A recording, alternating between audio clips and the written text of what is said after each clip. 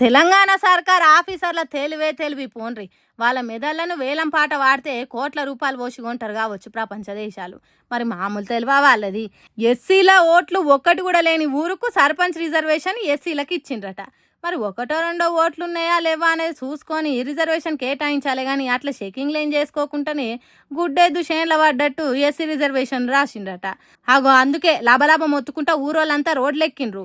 ఇరెక్కడి చంద్రంలో నాయన అని ధర్నాకు దిగిండ్రు. నిర్మల్ జిల్లా దస్తూరాబాద్ మండలం పెరకపల్లె అనే ఊర్లే 500 ఓట్లున్నాయట.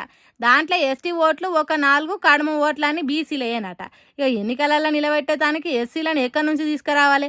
ఓటర్ లిస్టులో లేనోళ్లను ఏ రూల్ ప్రకారం నామినేషన్ వేస్తారు అని మొత్తుకుంటున్నారు. బీసీలకు 42% రిజర్వేషన్లు ఇస్తున్నామని చెప్పిన సర్కారు ఇప్పుడు బీసీలు ఎక్కువ ఉన్న ఊరుకు ఎస్సీ రిజర్వేషన్ ఇస్తారు.